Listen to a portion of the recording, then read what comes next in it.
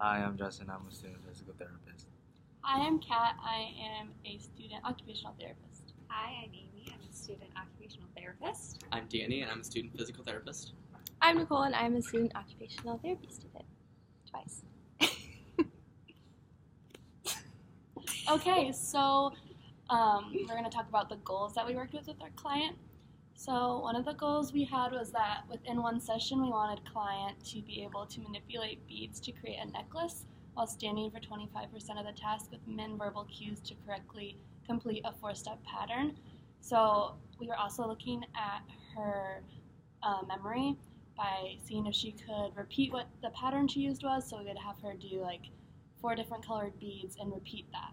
And then we just had to give her minimal verbal cues to be able to remember that.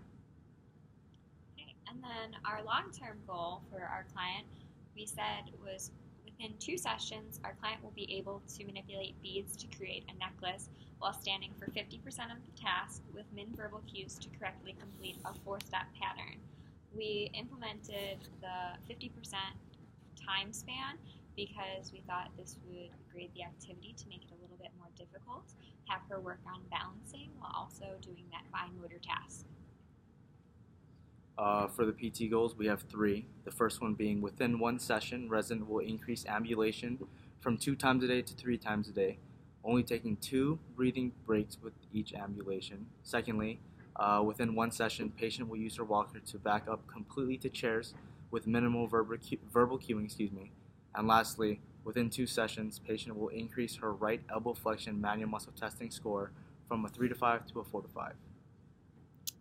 So our general intervention plan for OT, our client had complaints of wrist and shoulder pain in her right upper extremity, particularly when participating in leisure activities. So we were looking at different leisure activities that she could participate in while reducing the load on her upper extremities. So we tried origami in standing, and she did not quite like that. So then we tried a beading task, having her make a necklace.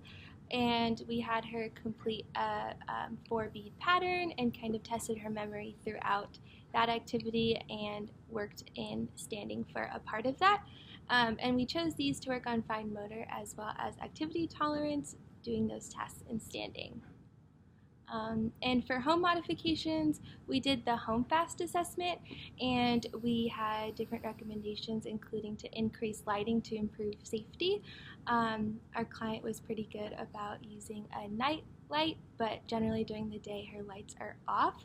So that would be one thing we would educate her on. She has a pretty sharp-edged nightstand next to her bed that she has hit her wrist on as well as her head. So we wanted to maybe implement some sort of guard on that. In her kitchen, a lot of the items that she uses are below her sink, so we were going to talk about moving those to a countertop or just within an easier reach, because there are some concerns about balance. And then we talked about removing a rug in her living room area, which is a frequent area that she's using her walker. And then we also wanted to look into some better fitting shoes, as she has edema in both her lower extremities, so her shoes aren't quite fitting right, and there's a lot of space in her shoes. For the PT side, so kind of looking at walking endurance, we wanted to advise that she goes on more frequent walks throughout the day. So this way she's not only ambulating more often, but kind of increasing that ambulation so that she's able to increase her overall endurance. She has some breathing problems, so working on endurance will kind of help alleviate some of those problems and make that ambulation a little bit easier for her throughout the day. And this also helps target balance in addition to just ambulation.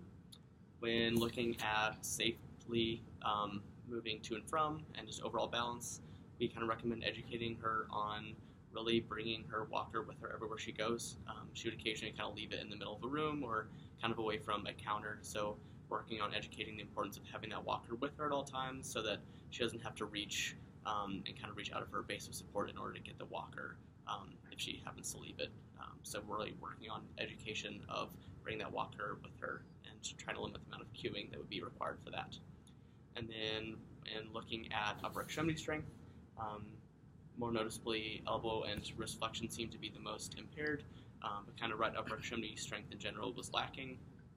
Because she had hit her arm, she had kind of started to shy away from using her arm more frequently, and so kind of looking at giving her some TheraBand or having her work on just grabbing some cans she has in her apartment and just showing her different exercises so that she can kind of work on that overall upper extremity strength for her right side. And then kind of looking at just general balance. So we had her at a 22 on the Tonetti score. So looking at ambulation and balance, we want to kind of focus on getting her out of that moderate score for a fall risk and getting to that low score. So trying to get at least above a 24 and working on her overall standing balance. So the goal that we developed as OTs and PTs together was that by the end of the session, the client will maneuver the locker safely to transfer on and off the toilet with standby assistance.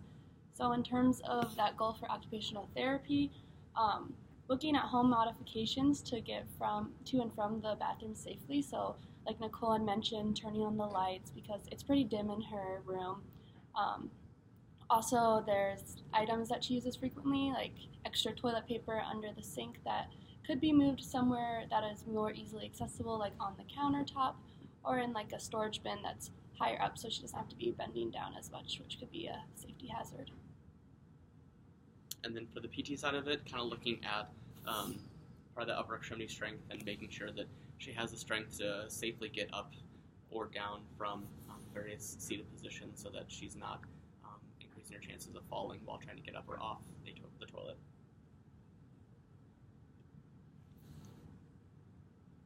All right, so in terms of recommending skilled therapy services for the resident, we suggested OT or PT who specializes in lymphedema.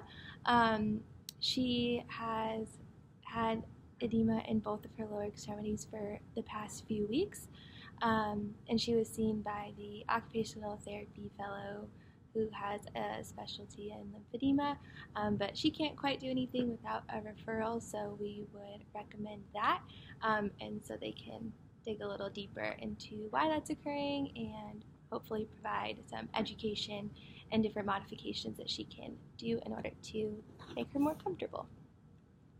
Other than that, we don't have any recommendations to the facility about the resident's wellness or safety. We felt that she was relatively functionally independent and she would do fine without OT and PT in her future.